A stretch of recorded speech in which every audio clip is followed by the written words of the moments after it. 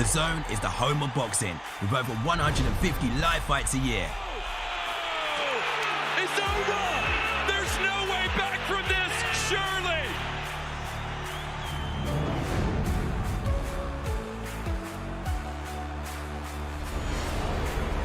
Ladies and gentlemen, let's get ready to rumble!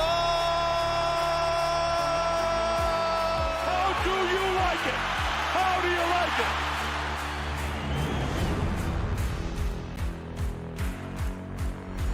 That is unbelievable. These guys will be legends in their own country, but also in the international basketball world forever.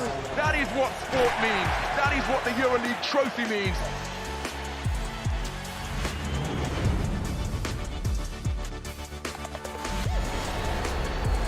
Are you not entertained?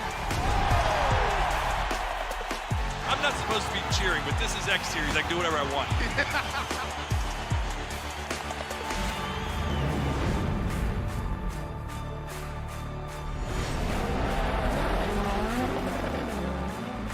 Everything is difficult in this life, so still you need to be on it.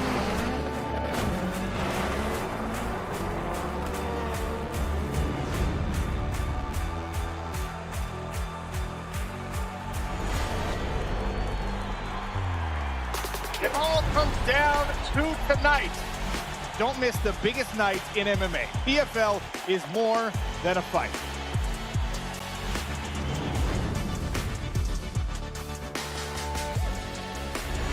Catching up on any NFL game is easier than ever before.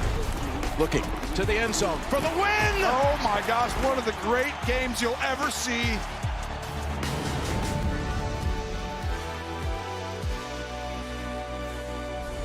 The competition is back, and the UEFA Women's Champions League looks set to be bigger and better than ever before. It's their time, a night to remember.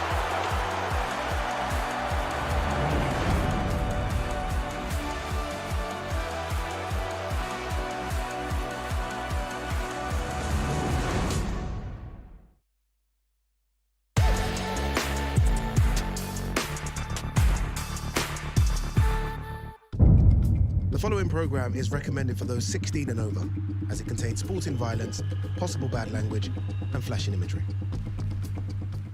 Here's the moment the world has been waiting for. The judges are ready, the fighters are ready, the boxing world is ready. The fight starts now! How do you like it? On the show, so aggressive, so focused. It all comes down to this.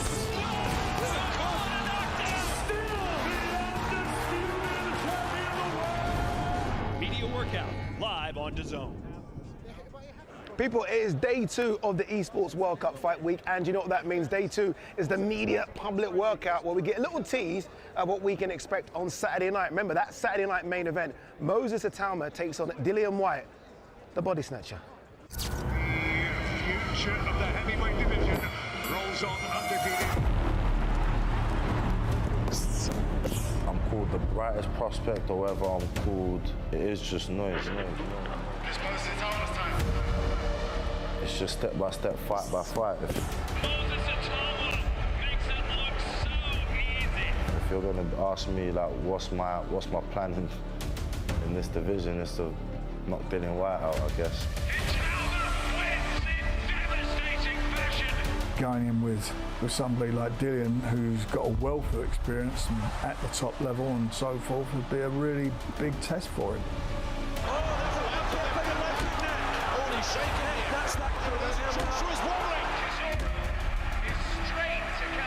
Today gonna say that you're the best, tomorrow might say you're the worst. You know, I ain't got nothing to prove to no one. All the pressure is on him.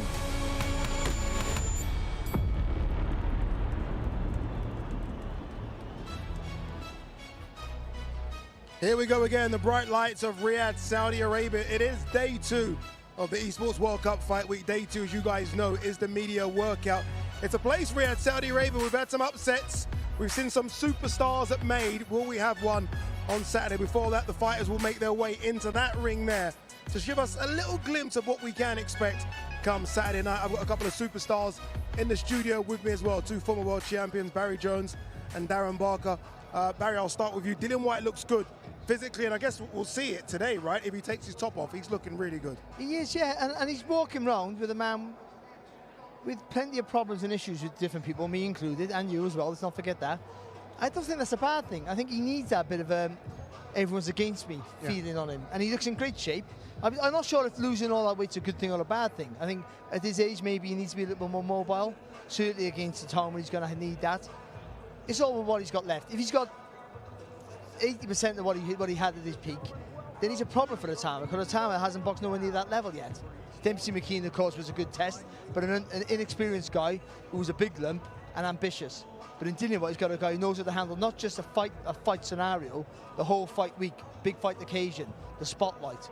So he has the advantage there. If he can drag, I think he should start now with Itauma. He should be on his case right from now. Forget about everything else. Be on his case now. Try and get him unsettled.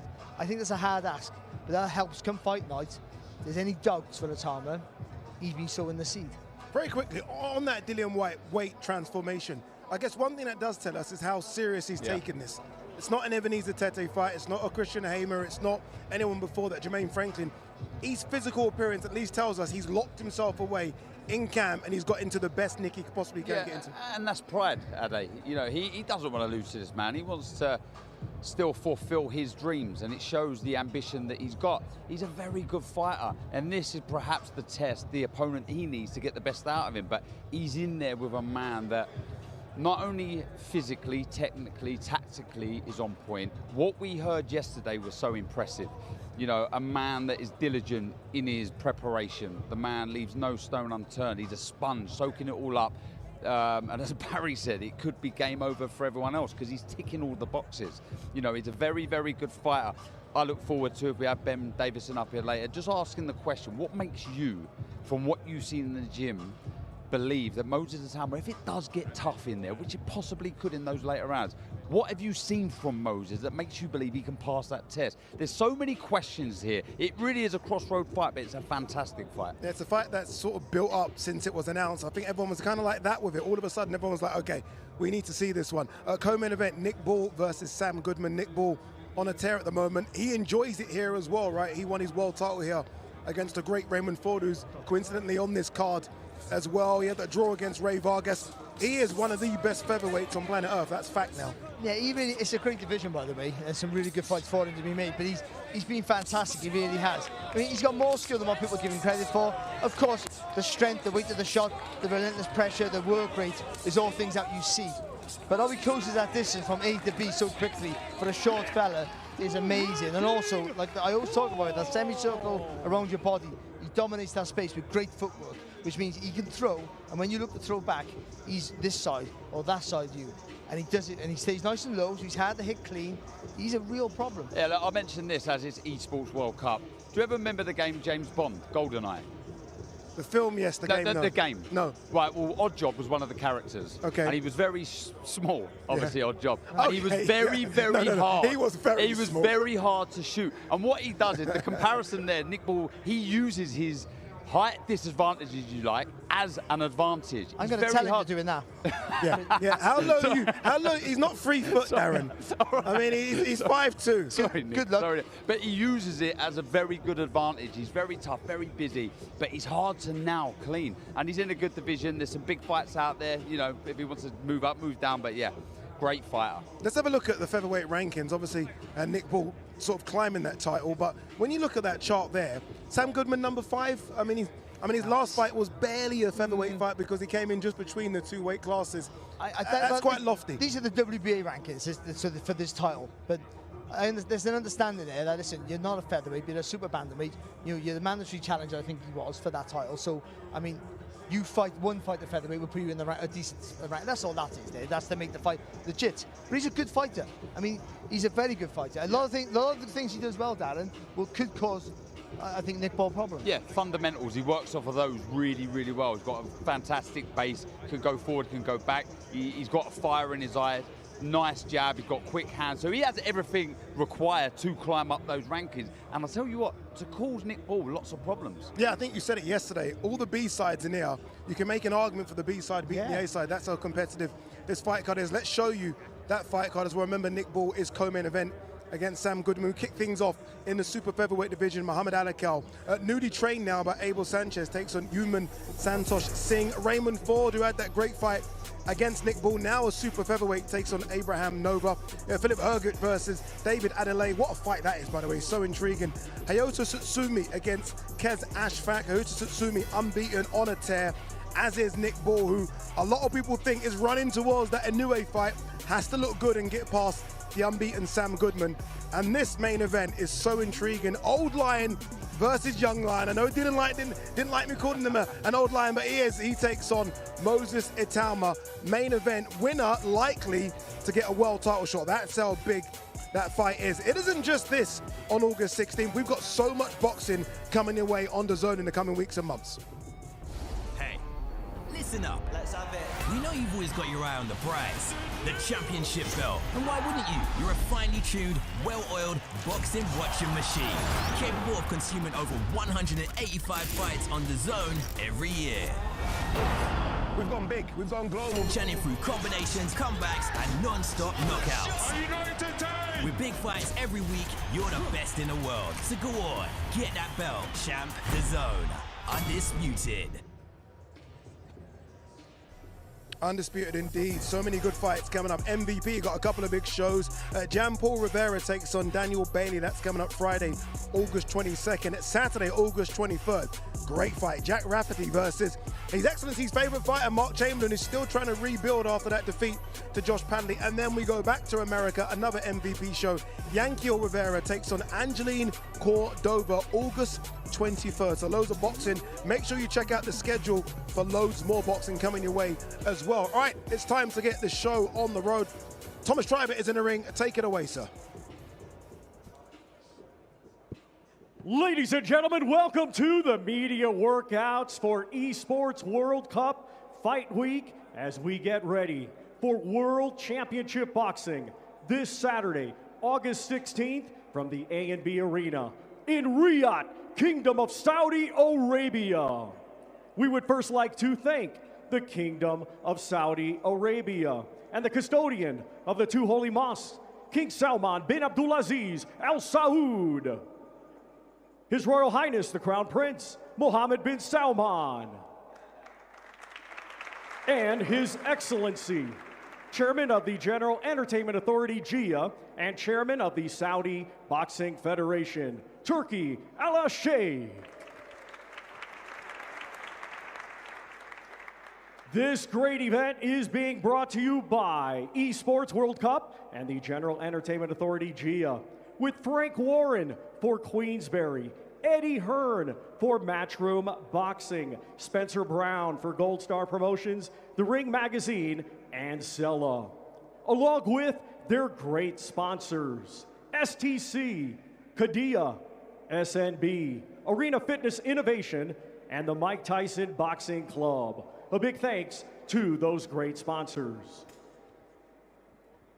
Well, a reminder, ladies and gentlemen, this great event will be broadcasted live worldwide on DAZN by now at DAZN.com.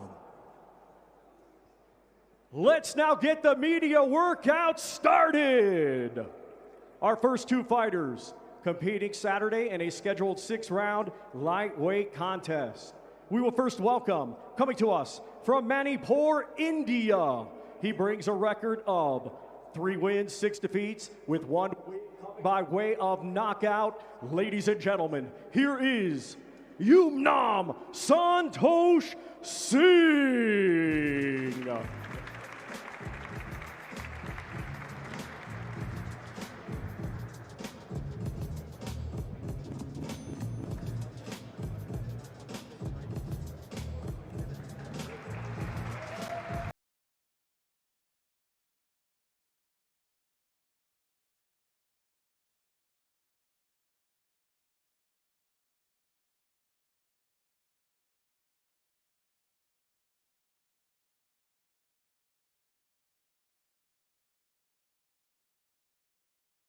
We saw him yesterday making his walk for the grand arrivals, and he enjoyed the walk, and he was there posing, he was shadow boxing, and I can't imagine what this is like for him. I can't imagine you know, the reaction when he gets the phone call to say he's going to be on this fight card, let alone doing what he's doing now.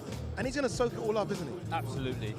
Seize the moment, enjoy every second of this. You don't know if you're going to get an opportunity again. That phone call must have been incredible for this man. I look at his record, and yes, he's here as an opponent, obviously, for Alakil to showcase his skill. But one thing from his 6 defeats is he's never been stopped. So, you know, he shows he's durable. It's first time out of India as well.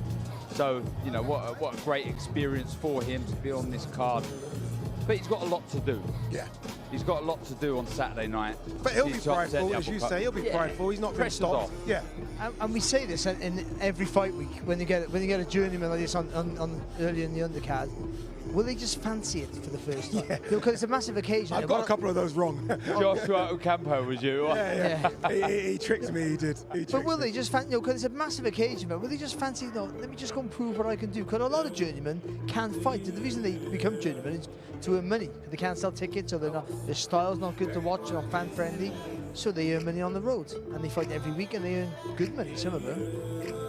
It's funny you say that, because I think there are a lot of fight fans at home that maybe don't quite get that and understand that a lot of these journeymen, if they had a full camp and decided, you know what, I'll go for this, could cause a lot of problems, but they understand their role, and they understand, okay, if we don't get knocked out or knocked down, we can go again in a few weeks' time. They understand it. It would be nice to see one of them almost flip the script and say, okay, we're going to have a go here. You used to get it, especially in the 90s, you get it, because they'd be all, in the UK, they get UK journeymen, they'd be based in the UK. So if you weren't very good, they couldn't have you beaten them.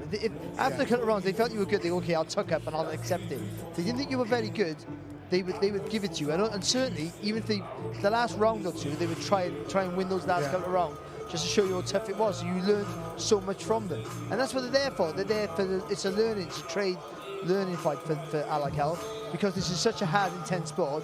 Unlike any other, you need these fights to develop you for when you go to a bigger test. It's funny though, you know, I still think, albeit he has a losing record, a 3-6 fighter, I think it's still early stages to call yourself a journeyman. I think he'll still have ambitions to get the win on Saturday night. Don't get me wrong, he's limited when it comes to who he's facing as far as technical ability is concerned, but a 3-6 fighter isn't, in my opinion, yet a journeyman. I think it is. You know what's happening, right? I'm not saying that he probably won't turn into one. He's doubled his losses. But no, he's just obviously not very good. But that doesn't mean he doesn't have ambitions to win. Journeymen want to fight and be busy. Thank you very much to you, Nam Santosh Singh.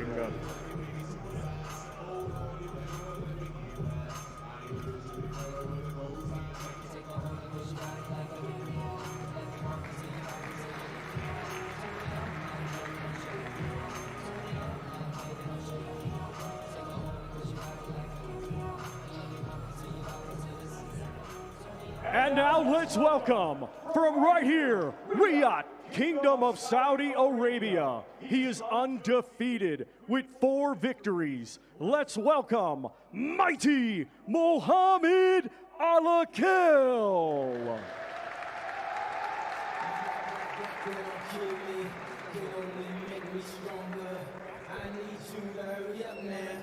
I can't wait much longer. I know I got to be right now. I can't get much longer. Man, I've been waiting all night. Young Mohammed Alakil making his way to the ring. A really good reception for him as well. A lot of pressure on the young man's shoulders, but he seems to be enjoying it. And look, we've all covered all of his fights. With Abel Sanchez as his new trainer, what are you now hoping to see that maybe you didn't see from Joe Gallagher? Do you know what? I think a belief and a mindset, because what he's doing is really showing discipline away from his home comforts, you know, really disciplining himself and really sort of delving in and jumping in 2 feet into this sport. And that gives you a real big self-belief, knowing that you're making those sacrifices. Technically a very good fighter, and look, I think some fighters like that stability and having the same coach like I did from start to finish. There's that relationship, that bond and that trust that you have with a coach. And then on the flip side, there's more strings to your bow, learning more stuff, learning more techniques. And this man certainly is doing that. He's been very impressive Gomez and Morales' last 2 fights look very, very good, and every single fight slowly making progressions. Go on, sorry, Baz. I think Joe Gallagher did a great job with him. I mean, from his first fight to his last fight, there was a vast difference in the way he sat down on his punches, believed in himself a little bit more, and he stayed safe and kept his shape, and that's a Joe Gallagher trait. I think Abel Sanchez will have him be a little bit more risky, I would say. So he'll be looking for the finish a bit more. He won't be taking his time. I think he'll want to go stamp your authority, and rather than be sensible, and he'll be like, no, he won't be reckless, but he'll be, no, you got it, go for it a little bit more. So he might be a little bit more aggressive.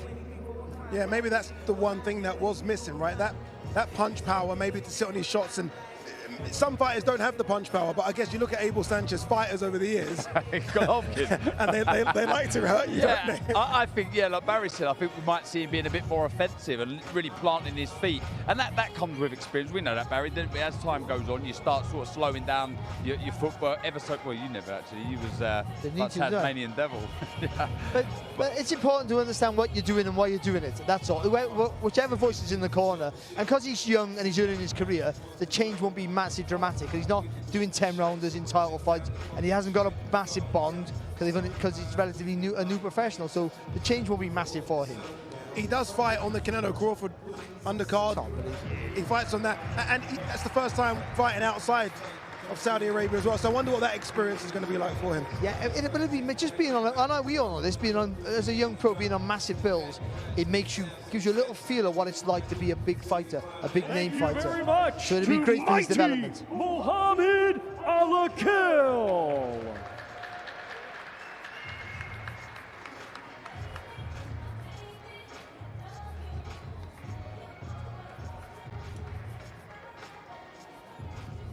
Our next 2 fighters competing Saturday in a scheduled 10-round super featherweight contest.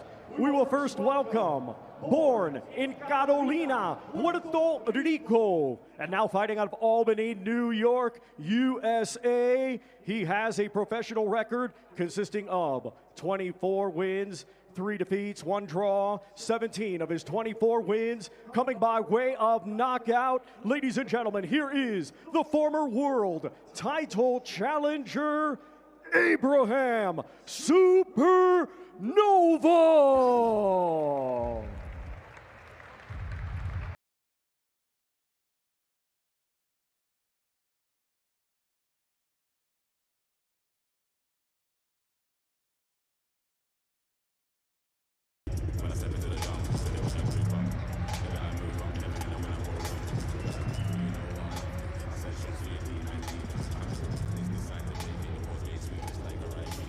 Here we go, the first of the B-side banana skins. That's what I'm calling this man. This is a real challenge, I think, for Ray Ford. A former world title challenger. You heard Thomas Triber say that was in that fight against O'Shaki Foster, which he lost by split decision. Very, very big at the weight, and has got an opportunity. He's been waiting for this one because last year wasn't a good year for him.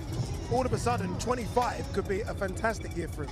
Yeah, I think so. I think with Nova, Dan said it to me off air yesterday. He said he reminds us of a former middleweight world title challenger called Howard Eastman because he had the same beard, and also he's the same size. He's a massive. That's as big a super featherweight as you would find. He's huge. His legs might be thin. His shoulders are massive. He's tall for the weight, and also he's a good fighter. You see the movement he got here. He keeps his shape all the time. His elbows are always tucked in nice and tight. He's an aggressive counter puncher. He forces you to throw. And if your hands don't come back fast, he's gonna beat you to it. He's gonna get his jab on your face before you get your hand back. You know, when Kakache pulled out, obviously all of us were disappointed, especially for those back home wanting to see Kakache continue that run, and this would have been the acid test against Ray Ford. This is such a good substitute to come in. It really is. I mean, as Barry said, he's a fantastic fighter, and he's got the bit between his teeth. You know, lost to O'Shaki Foster, split decision, very, very close fight. This man packs a punch from his 24 wins, 17 by stoppage. You know, the way he mixes it up to head and body, that fleet-footed movement that you can see, an aggressive counter-puncher, always looking to make his opponents pay. Very accurate as well, and I think that's where a lot of his stoppages come from. This man fancies it, I'm telling you. You can tell really by how sharp he's doing this, isn't it? I mean, you know, he's obviously cutting weight, and you think that they'll take it easy. He's like, no, I'm using this as a workout. The thing is that he's been in big fights. He's boxed a lot of different styles. You know, No, Robson Ramirez for one. No, he's boxing really good fighters. I might come up short, but he's given them all a run for their money. Ashfaq Foster. So the speed of Ford, he'll think he's faced that before. The ability of Ford, he'll think he's faced that before and come close. So this is not a daunting task for him. I think it's a hard ask, but in his mind, he's been in with fighters he would argue are better. When I say A side, B side, obviously Ray Ford is the A side, he's the favourite. How big a favourite is it? Are we talking 60-40? How close is this? Thank you very much, I think a little bit more than that. I do think he's a little bit more than that, but this is the livest underdog on the bill, in my opinion.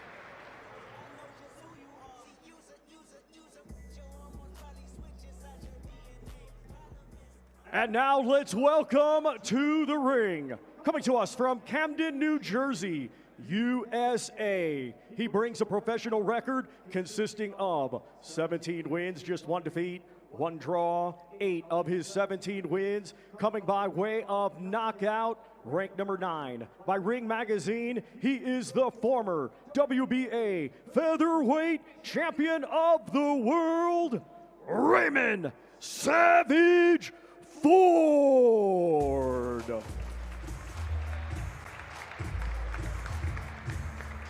I don't think, although we just heard Thomas Triber say ranked number 9, I don't think there are 8 better super featherweights in the world than Raymond Ford. It's a great division, some really good names in it. But he hasn't boxed that. You know, this is the show for him. This is a show he'll jump up for if he beats Nova, I think, because he's new to the division. But I think he's looked fantastic. The 2 fights he's had, he's looked absolutely fantastic. I think this long overdue the move up.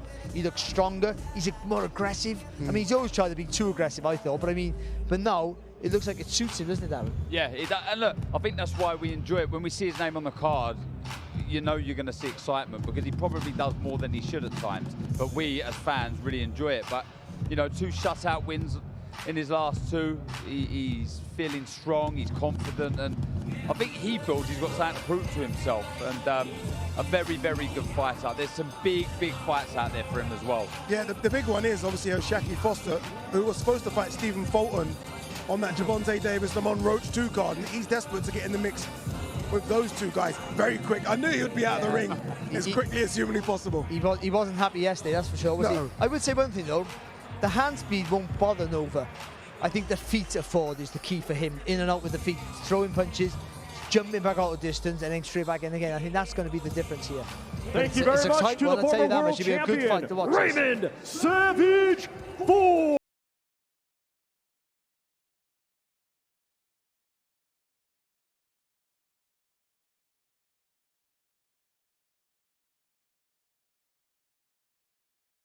In a scheduled 10-round contest, it will be for the WBO International and vacant WBA Continental Gold Heavyweight Championships. We will first welcome the challenger from London, England. He has a professional record of 14 wins, just 1 defeat, 13 of his 14 wins coming by way of knockout. He is the former British, English, and WBO European Heavyweight Champion, Big D, David Adeleye.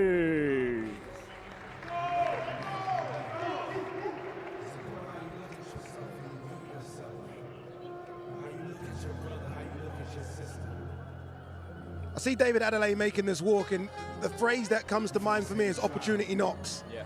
This is a massive opportunity. Some may say it's one he don't deserve, considering that, you know, it was a British title fight against Jimmy TKV on the cards a couple of months ago, sorry. Here we are now. If he wins, he's in the world title mix. This is how big an opportunity this is. It really is, and I want to see him fight like that on Saturday. I really want to see him grab this fight by the scruff of the neck, really put it on Hrgovic. He's a big puncher, he really is. At a level, yes, but I still believe he can punch up at this level. But there's so many opportunities in this division where it's looking for its next stars. He goes in and puts a very good performance in against Hrgovic. But also, I think he can be a star. I mean, if he has the ability to match it, he has a great personality, as we're finding out here. He's a fantastic talker. There's a job for him in boxing after he fights, by the way. And look at him cheering up the crowds here. And I also think, with Adam Booth in his corner, those fast twitch movements, which takes a lot of energy, I think that's the right thing that's going to work well against Filip Hrgovic. Whether it's enough, I'm not quite sure, to be honest. But I think that sort of fast twitch fibre, you know, really throwing from the hip and committing to every shot is what he needs to do. Yeah, I just don't want him to be lazy in this. I really want him to seize this opportunity, give it everything. Look, if Hrgovic is the better fighter and gets the win, at least you can go back to the changing room and say, I gave it my all and I got beat by the better man. Are there still question marks over Filip Hrgovic? Yeah. I mean, going into that Dubois fight, it was a massive favourite, and we were like, okay, this is the boogeyman of boxing. All Thank you that very kind of much stuff. to Big D. Is he as good as we still think he could be, Hrgovic? I think he could be as good as we think he is, and I hope he's learned from his defeat. You know, I hope he comes back. He's got that win last time out against Joe Joyce. So look, I think the world is still there. And now let's welcome the defending champion from Zagreb, Croatia, a 2016 Olympic bronze medalist, now as a professional, has 18 wins, just 1 defeat, 14 of his 18 wins coming by way of knockout. Ranked number 6 by Ring Magazine this Saturday, he will be the reigning and defending WBO International Heavyweight Champion. Here is Filip El Animal Hrgovic.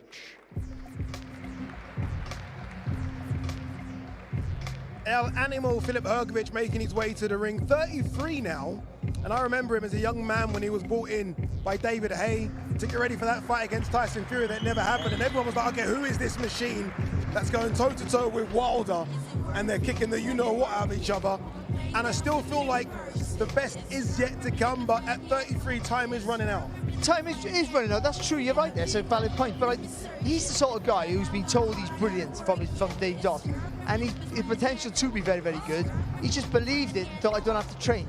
And he has loads of talent, by the way. I think his talent is underestimated. And he is tough, and he got a great chin. He ticks so many boxes to be a really world-class heavyweight. I thought he was really good against Joe Joyce. He showed that on the move with his back against the ropes, he can still be very, very effective against a guy who can take a good shot. And I thought he boxed brilliant.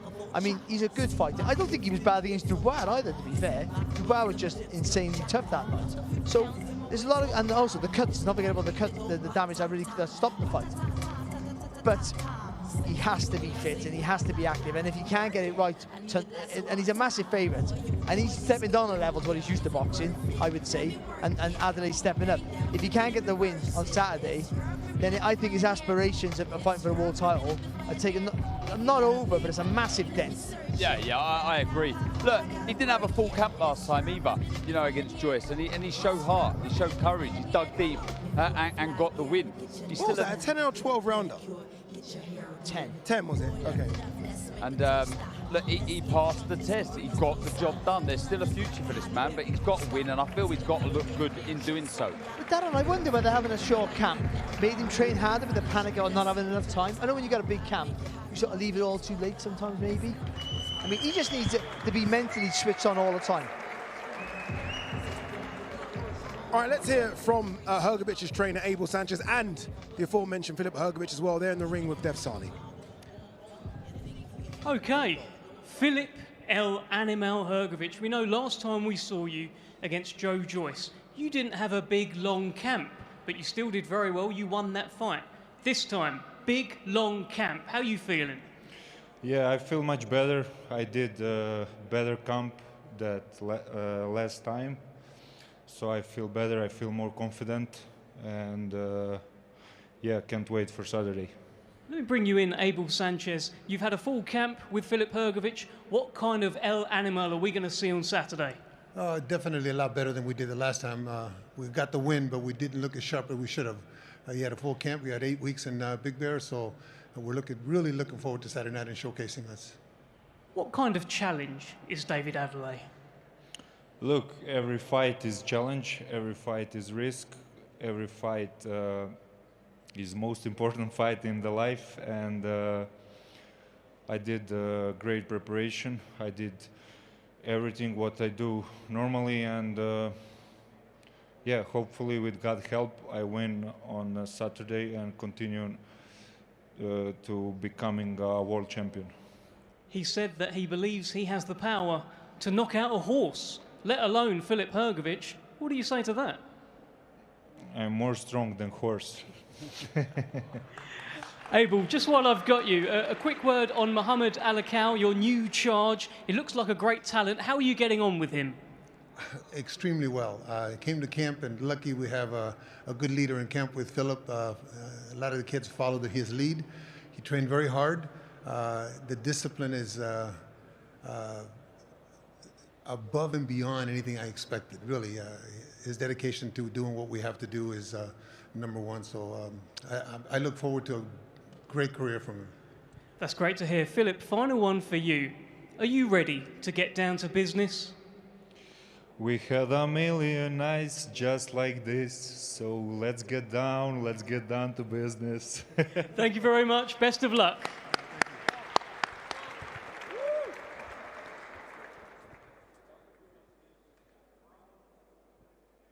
Our next two fighters competing Saturday in a scheduled 10-round super featherweight contest. Let's first welcome to the ring from Leeds, West Yorkshire, England. He had a stellar amateur career, becoming a 2016 Olympian, and now as a professional has a record consisting of 13 wins, 3 defeats, 1 draw. 5 of those 13 wins come by way of knockout. Ladies and gentlemen, here is Kez Ashfaq.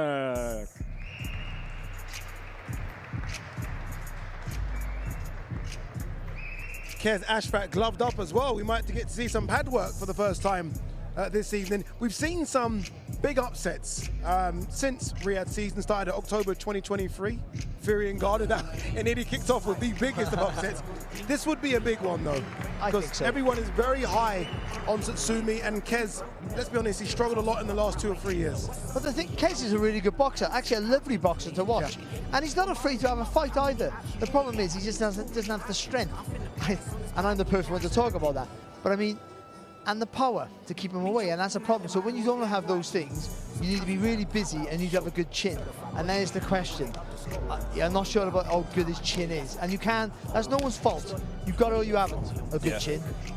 So, look, he was stopped in the 5th against Masoud Abdullah, dropped 3 times in that round. Liam Dillon dropped him twice.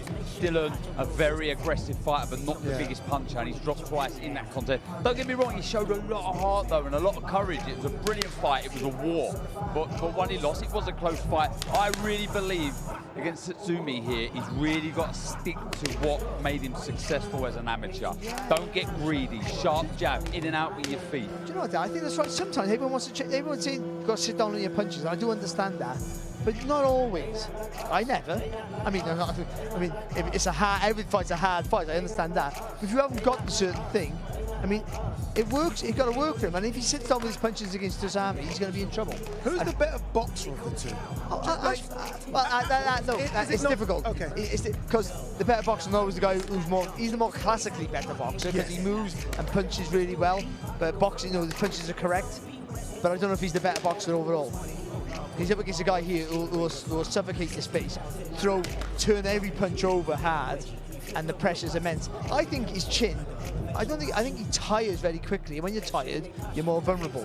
And I think it might be due to his strength. So the strength training should probably be high on his list of priorities. He did say to me, Daz, a couple of days ago, look, at 8, normally I get a 4-week camp, 5-week camp. He said I've had 10 weeks for this one. So this is the best Kez Ashfaq we're going to get. Yeah. This is it, isn't it? With the opportunity as well, you expect him to fight out of his skin. Looks in shape. He does looks in shape. Wow, looks really big. Yeah, and look, I just feel he's got to be completely switched on. You talk about the camp there, I think you've got to really feed off that, give yourself a lot of belief, Sam. But look, I held my own, I've done as good as I could with limited time. Now this is the best version of me. And if it is, this is a tough fight, it really is. We've said this, the underdogs in all of these fights are live dogs. I almost feel like he's using this little media workout, this little 5-minute run to show us something as well. He'll have a point to prove. He knows what the things are being said about him, like they all do, and he'll want to go, listen, look at me, I'm in great shape, I'm ready for this, and this is all mind games. He'll think his opponent's watching this. That's the truth, and he won't be. But he's got to stick to. He got to believe in himself and stick to what he's good at. Thank you very much to Kez Ashfaq.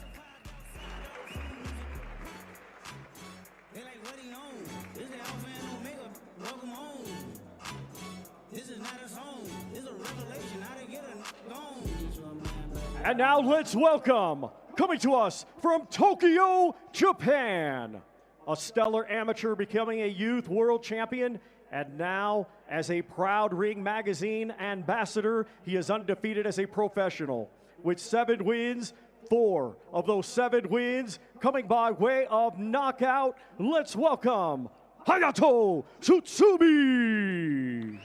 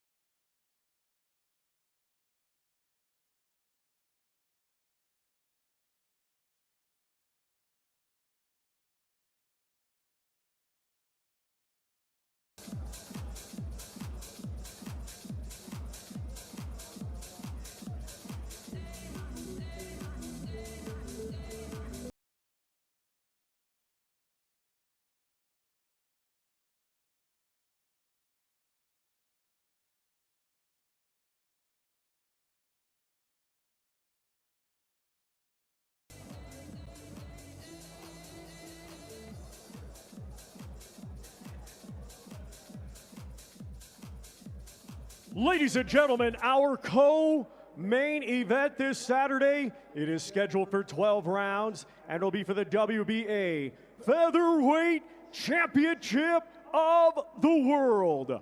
Let's first welcome the challenger from Albion, New South Wales, Australia. Undefeated with 20 wins, 8 wins, coming by way of knockout. Ranked number 4 by Ring Magazine, let's welcome the undefeated world title challenger, Sam Goodman.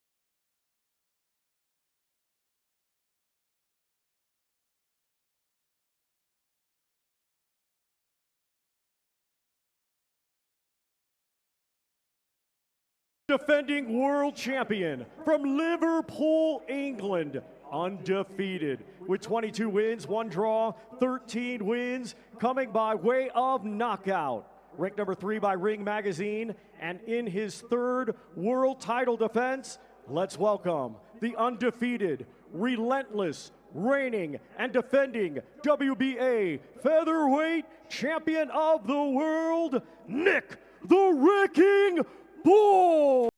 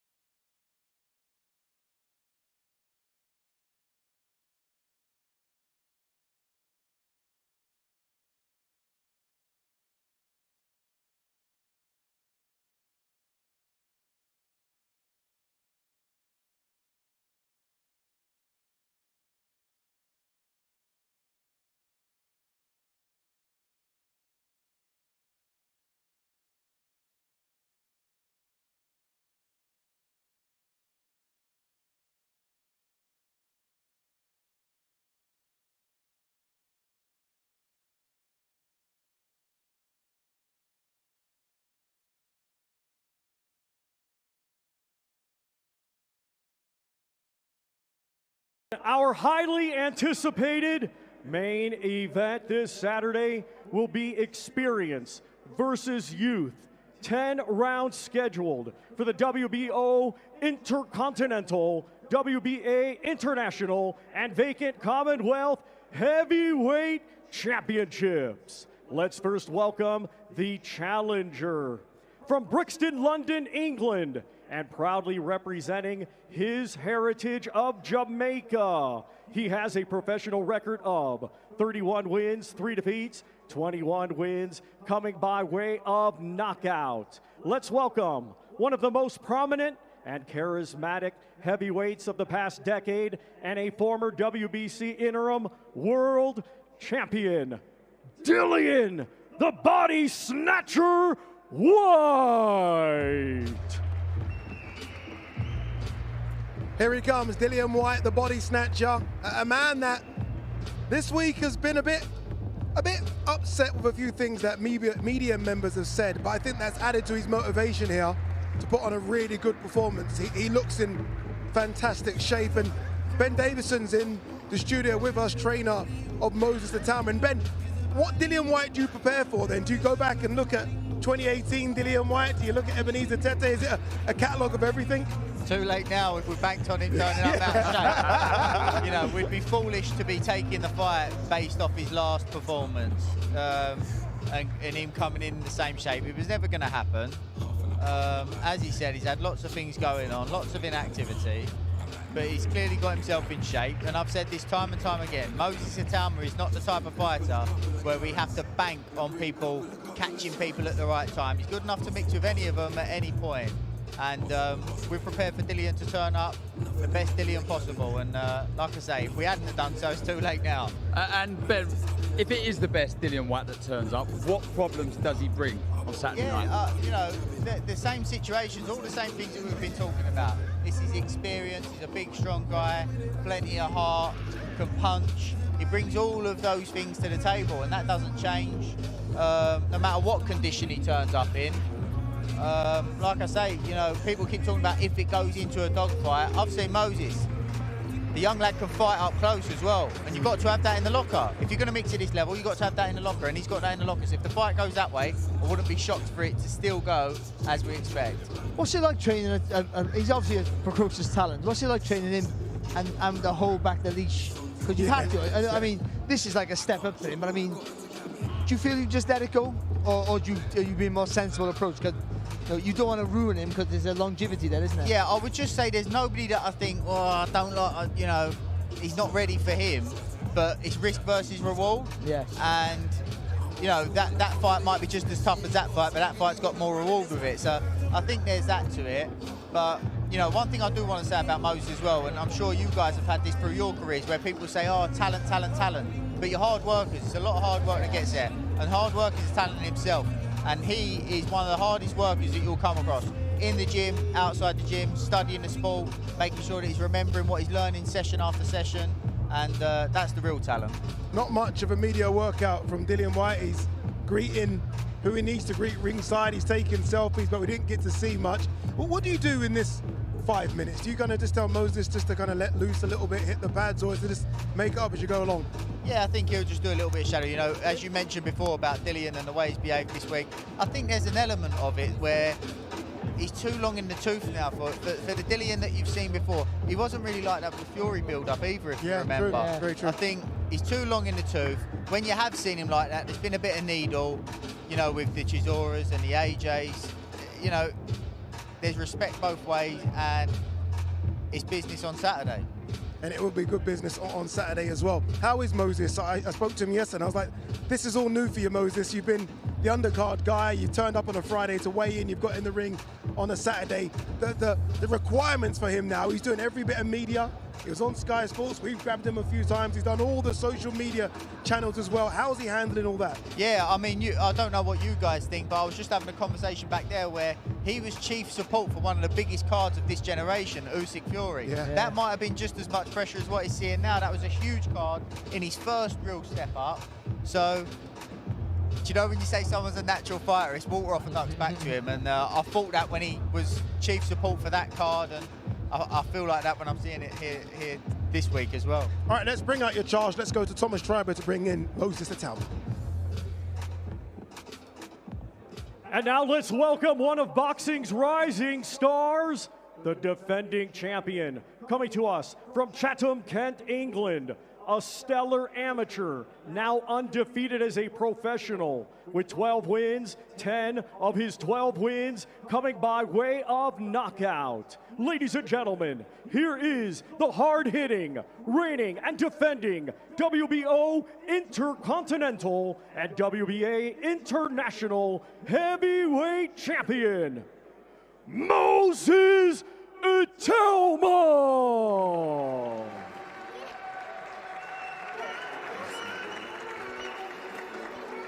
Moses Itauma making his way to the ring. Ben, when did you know that you had something special? You know, we always say it with certain sports stars, right? Footballers, tennis stars, and there's always a point. When did you know that, okay, wait a minute, he's a bit different? Yeah, I'd seen him before I worked. There's other people that put plenty of time on working into Moses as an amateur. He had a fantastic career. So seeing him as an amateur, I already knew he was a special talent. He come down the gym sparring, I could see that. And then once I got the chance to work with him and saw how hungry he was, how desperate he was to improve and be the best he can be, then I was like, okay, you know, and his ability to retain the information, and you know, he is a real special talent. Ben, I just want to touch on what you said earlier about if this does get hard and horrible. What is it that you've seen from this man in the gym that makes you believe he can dog it out? Like, it's my job to have him prepared if the fight goes that way, and you know, it's all right saying, oh, we want it to go this way, but you need to be prepared, you know, for things not to go exactly to plan. And I've brought guys in that and put him in situations where it's supposed to get tough, and he ends up backing them up. He ends up walking them down. He ends up battering them. And I think that's what you saw from Shakur when he boxed the other week against Zepeda. He's got that, and it's okay being a great boxer, but you need to have that in the locker as well. And he's got that in the locker. When this fight came up, it came across the table, was it an immediate yes? Was there any reservation? Because there is a big jump from Mike Balogun. Yeah, being honest, Dillian was one of the names on the list that we'd said, you know, we're up for, and you know, it just so happened that it ended up coming about. So, no, it's a great step up for him. It's a great scout for him. It's a great test for him, and one we're confident that he's able to come through. You know, I just see him there, I think with Gareth A. Davis. He's growing, isn't he? I remember when I first saw him, I was like, you might not be big enough for the heavyweight division. All of a sudden, it was like he's grown a couple of inches and he's filled out a little bit as well. He's around 230, 240, isn't he? That's his weight now. Yeah, and they don't want to give it away, do you? Like, no, like he's dense though, isn't he? Yeah, he's so strong. I don't know if you saw on the behind-the-scenes stuff. I did, the lifting the weights and stuff. Yeah, he's so strong. And that's what I mean. I think people underestimate that element. Like, I know he's 20, but he's not a kid, not far from it. Ben, what's he like to train? I know to train one thing, but because he's a thought. We had him yesterday. He's such a thoughtful man. You can see why he has so much time in the ring, because he can think and he can digest the information. But what's he like in the corner? Does he listen to you, or is he thinking himself? Very much so. He'll come back and he'll ask you questions. I tried to do this. I felt like, you know, I did this because I saw he was doing that. His ability to process is second to none, which is rare, which at any weight is a great asset to have, but at heavyweight, it's exceptional. So he's thinking and getting the information off you as well. Come back to you and say, I tried to do this because I saw that, or I picked up on this. That's brilliant. And there's never a session where you ask him, I want you to do more of this today. There's never a session where he won't try to do that. And that's all you can ever ask for. I don't like asking fighters this, but I'll ask you as a coach. If it does go to plan and he gets the job done and looks good, then what?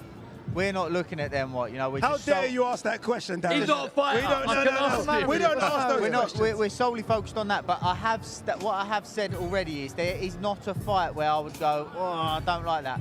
We would just look at risk versus reward. Not even Usyk, Ben. I just think it's a win-win. What you know, you're getting a chance to face the best of a generation, if not the best ever, at the weight class. Like, I think it's a win-win. And as much as Moses hasn't shared the ring with somebody like Usyk, I truly, honestly don't think Usyk has shared the ring with somebody like Moses. Can I ask you, this is an awkward question, Ben, so you can say, Ade, shut up. You've got a lot of heavyweights in your stable, and a lot of them are in the top 10. Is that awkward? Because there might be conversations about Moses versus any of those guys? there's three. Yeah. And 3 good ones. And I had the conversation earlier where the AJ Tyson with the Moses stuff, you know, they've shared a lot of information. He's took a lot from them. You know, AJ's texted me this week saying if there's anything I can do, Moses needs anything and I can help. You know. Nice. And with Fabio, it's just a case if they're in the gym, so they're never gonna cross paths. Yeah. Did they spar? They haven't sparred, to be honest, just because. I'd pay for what. You wouldn't though, would you? No, it's probably. Yeah, it's hard. you know what it is, I don't spar the lads in the gym with each other too much anyway, to be honest, because I like to try and create a team environment, and we've got a great atmosphere, great team bonding there, as you saw after Fabio's victory. So. Yeah, I try not to spar them too much anyway. In terms of the other side of things, you're very analytical, you and Lee Wiley, in terms of the way you've brought a new side to boxing. How does he take that information? Is it easier being a younger fighter to take that information on board? Yeah, look, I'm 100% honest, and it's not for everybody. Yeah. If you're not a thinking fighter and you've not got that composure to be able to take that information on board, go out there, process. He is a thinking fighter. He's able to process. As I was saying, he's able to come back and talk to you in the corner. I did this because I noticed that. When I was doing this, his response was that. Blah, blah, blah. So it certainly is for him. And yeah. Anything planned tonight, final one? Is it a massage? Is it just go back to the hotel and chill and have a little session? He done a session earlier. He had a little massage earlier. So he'll probably go back, have some food, and then head to bed. Ben, appreciate it. Good luck on Saturday. Thank you very much, Ben. Thank you. All right, let's remind you what we've got coming up throughout the week as well. Great to have Ben Davison. That insight there is good. That question about the heavyweights is an awkward one, isn't it? But I've always thought about it, especially because of Fabio as well. All right, tomorrow is the press conference. Friday, Box Raw Sparring Club. It was a good one. Remember the Queens? That fight card there, same thing happened. Friday, weigh-in, and then Saturday, fight night. Remember, if you haven't bought it, it is pay-per-view. Just go to thezone.com/boxing to purchase this very, very intriguing fight card. We've got so much coming your way on the zone, and I mean, it doesn't get much better than this, does it? We go to Belfast and Lewis Crocker versus Paddy Donovan 2. The extra caveat to that fight is that now that is an IBF welterweight title fight. Then we go to Scotland, Collins versus Laurenti, European title fight. Then no one would have predicted this a couple of weeks ago. It is happening, Dave Allen versus Arslanbek Makhmudov. And I think the best card this year, this Ring 4 card, Night of Champions, it's so good. Dalton Smith versus Shabril Matias ain't even on the fight poster, nor is the great Artur Beterbiev. That's coming up Saturday, November 22nd. Loads of boxing coming your way. I enjoyed that. Yeah. I enjoyed getting the insight from Ben Davison. It's just confident, very confident, isn't he? Not just about this fight, but about his charge full stop. Mentioning there, win-win fight and Usyk. And then what I liked as well, you mentioned if it's a dogfight, it's a dogfight.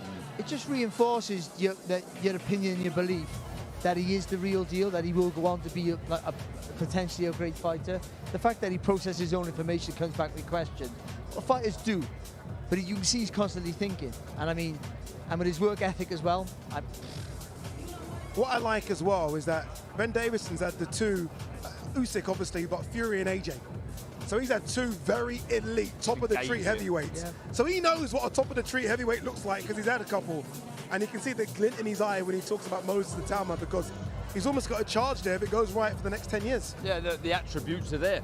He's seen more than we have, and that's so exciting because it's a division, the marquee division, where it's looking for its next star.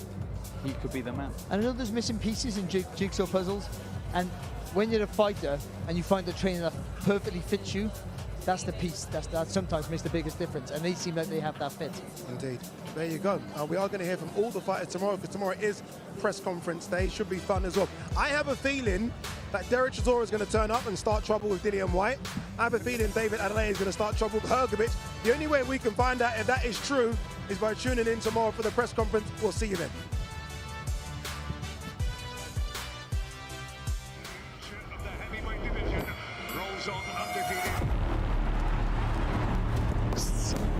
I'm called the brightest prospect or whatever I'm called. It is just noise. It's just step by step, fight by fight. Moses Itauma makes it look so easy. If you're gonna ask me like what's my plan in this division, is to knock Dillian Whyte out, I guess. Itauma wins in devastating fashion. going in with somebody like Dillian, who's got a wealth of experience and at the top level and so forth, would be a really big test for him.